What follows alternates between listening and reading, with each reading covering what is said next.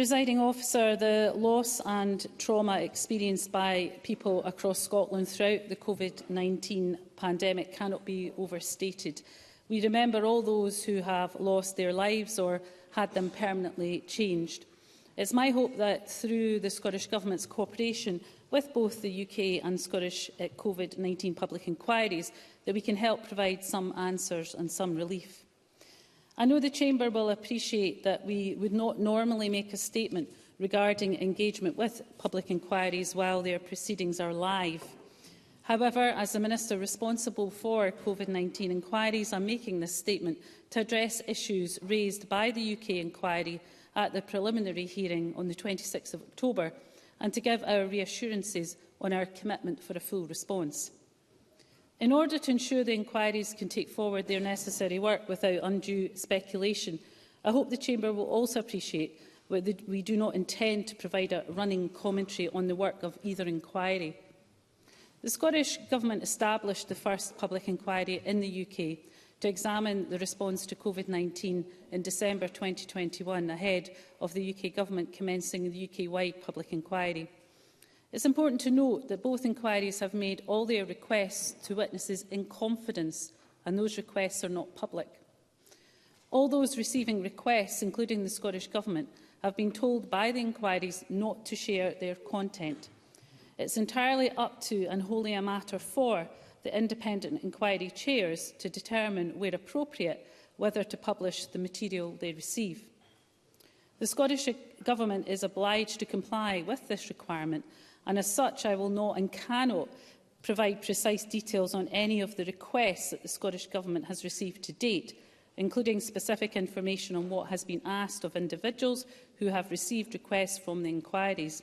Nor can I discuss in detail what materials individuals have or have not provided. Let me say from the offset, Presiding Officer, where there has been any lack of clarity from the Scottish Government about the material to be provided to the inquiries, then I do apologise to the families bereaved by COVID for any distress caused. That certainly was not our intention. The First Minister has reached out to the representatives of the Scottish COVID bereaved and offered a meeting to provide further reassurances where we can. What I can assure those families in this chamber is that the Scottish Government has and will work tirelessly to provide the UK inquiry with the materials it has requested. The material provided to the inquiry to date includes emails, messages, submissions and advice to ministers and papers from key decision-making meetings, including the Scottish Cabinet. In total, more than 19,000 documents have already been provided to the UK inquiry, and this figure continues to grow. The initial requests received from the UK inquiry focused on decision-making. As we have stated previously, it is not the culture within the Scottish Government to routinely use systems such as WhatsApp for decision-making. Decisions are routinely made in minuted meetings or through formal submissions to ministers. All relevant records of both of these have been provided to both inquiries already. The UK inquiry asked in June for summaries of all WhatsApp and similar groups related to coordination, logistics and day-to-day communication, greatly expanding the scope of what the Scottish Government needed to collate and process accordingly. This request was followed in September by a request for the actual messages exchanged within these groups. In examining the messages collated, it was clear that a number of them were of a particularly personal nature, including photos of individuals' children and personal medical details. In order to reconcile our obligations as data controller for the contents of the messages with our desire to cooperate fully with the inquiry, the Scottish Government wrote to the UK inquiry on the 5th of October requesting a Section 21 notice to provide the necessary legal basis for providing the information within the messages. The Scottish Government received the Section 21 notice yesterday, and I can confirm that work is well underway to fully comply in accordance with the timetable set by the UK inquiry. This will mean that all requested messages held will be shared in full and unredacted by the 6th of November. In addition to the hundreds of messages already handed over to the UK inquiry, This notice will allow us to share over 14,000, mainly WhatsApp, messages from various groups and individuals over the period of the pandemic, mostly concerning routine coordination of work and meetings by officials. I can confirm that messages from ministers and former ministers are included, but I have not seen them, nor should I, as that is for the inquiry. We will, of course, continue to fully cooperate with both inquiries and will share any additional messages should more become available or further material be requested. Following questions in Parliament last week, I would also like to highlight that the First Minister has asked the Permanent Secretary to ensure that all steps are being taken to meet the inquiry's requests and for the Solicitor-General to satisfy herself that the Scottish Government has met all its legal obligations. It will be for individuals to explain to the inquiries any actions they have taken in relation to records retention.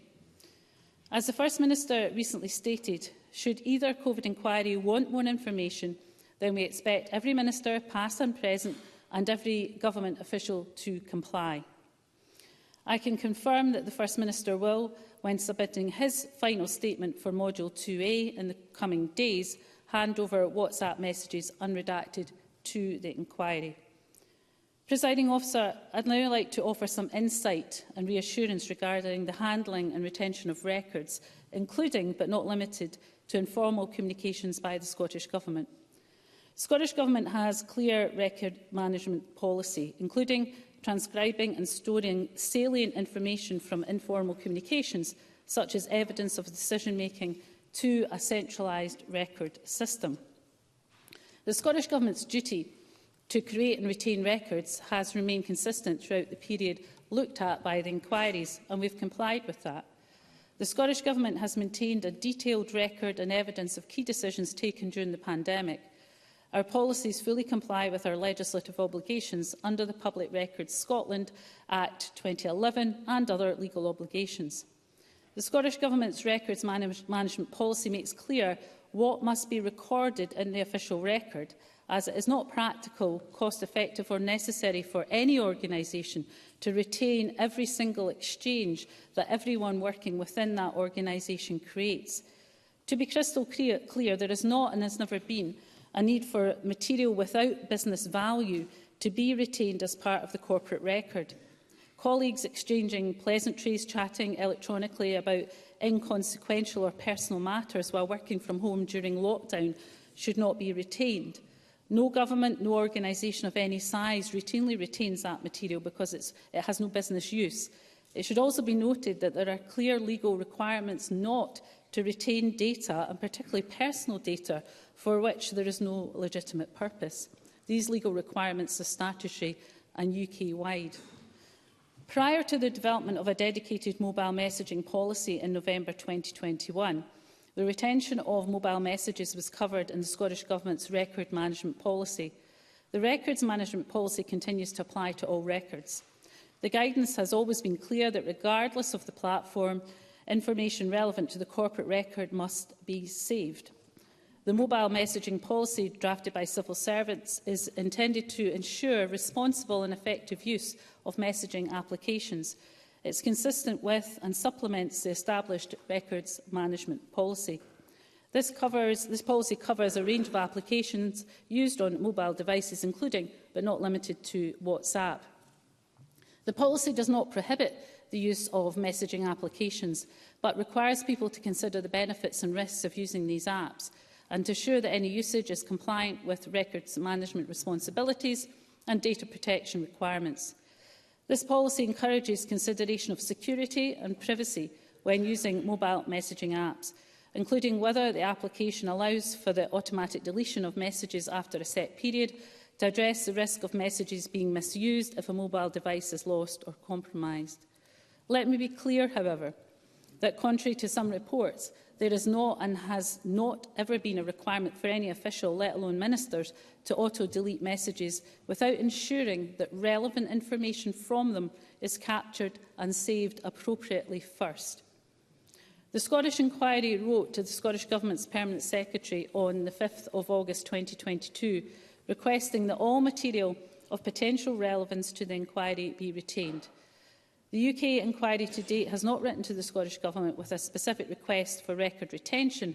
However, the UK Government wrote to permanent secretaries in each devolved administration in June 2021, February 2022 and October 2022, asking that material of potential relevance to the inquiry should not be destroyed. These requests were cascaded through the Scottish Government, and the significance and importance of storing material of potential relevance was made known to all relevant staff, as was the instruction that this material should be saved on the official record. For the avoidance of any doubt, the Scottish Government has consistently acted in line with its records management policies and relevant legal obligations with regards to the collating and storing of corporate information. Presiding Officer, before closing, I would like to note my gratitude to those working in the UK and Scottish COVID-19 inquiries. I'm conscious of both the immense responsibility they hold and the enormity of the tasks they face in understanding and distilling the events of the pandemic and the lessons that can be taken away.